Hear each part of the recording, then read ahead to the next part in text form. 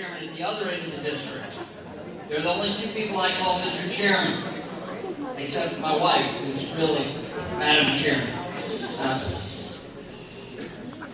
Thank you all for being here tonight. Thank you for your dedication to our party.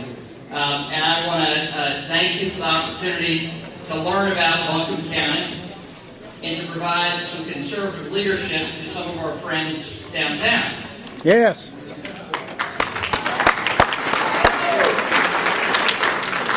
Now, it's interesting, with redistricting, I had a Republican Haven as my former district.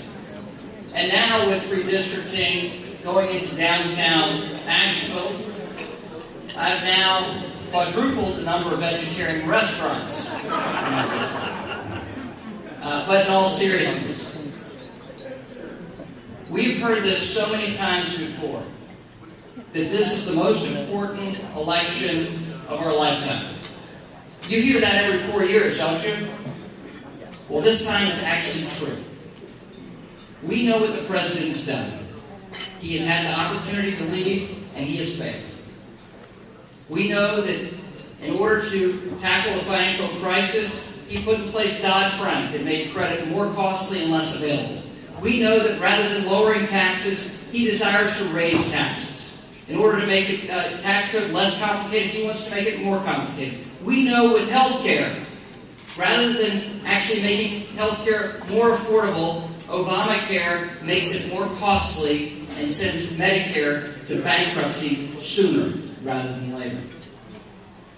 We know the president's energy policy. It's more about Solyndra than actually using our natural resources. The president's record is clear. His stimulus failed. Obamacare is failing. We know his tax policy. We know his record. The president's failed. But it is our opportunity and our obligation as conservatives to put forward a positive, proactive message.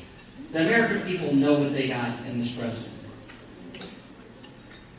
And even the folks in the drum circle downtown are worse off now than they were before he was president.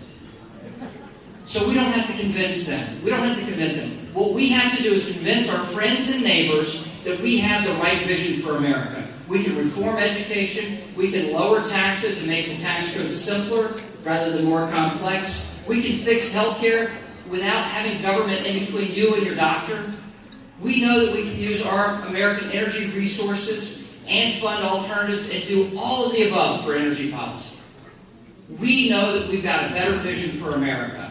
And it is our obligation to put forward that vision and convince our friends and neighbors to make President Obama a one-term president.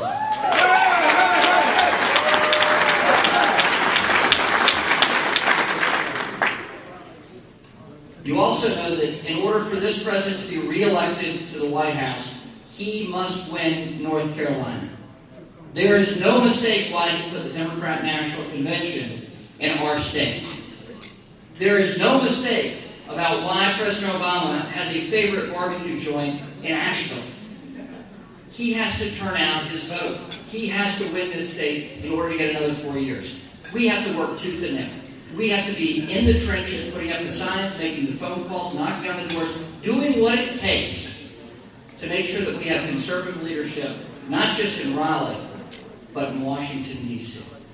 And I want to join you in making that happen. And you've been so kind and so generous to open your doors to my wife and I. And I certainly appreciate that. But you can count on our support to do what it takes so that we can actually move the needle in the right direction and actually pull Buncombe County back where it should be, back in Republican hands.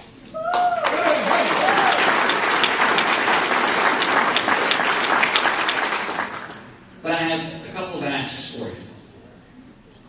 Number one, you have to commit to working every week for our Republican cause. Number two, you have to make sure that you knock on your neighbors' doors and in your neighborhood and ask for your neighbors to vote the right way. We have to register voters as well by doing that. And number three, if you don't have the time to give, then you need to make your financial contribution to the local party, to the state party, and to your candidates of your choice. We've got a wonderful opportunity to make sure that 11th District goes back into Republican hands. And I know that we've got 9 candidates in the room tonight, that any of them will be able to take November's election and put the 11th District in Republican hands. But we got to make sure we do what it takes to support them, to make sure that we do what it takes to make sure our neighbors and friends turn out to vote. I want to continue to work with you, and I look forward to meeting those of you in the room that I have not yet met before. And I want to thank you for the opportunity to serve you. Thanks so much. Keep fighting a good fight. God bless.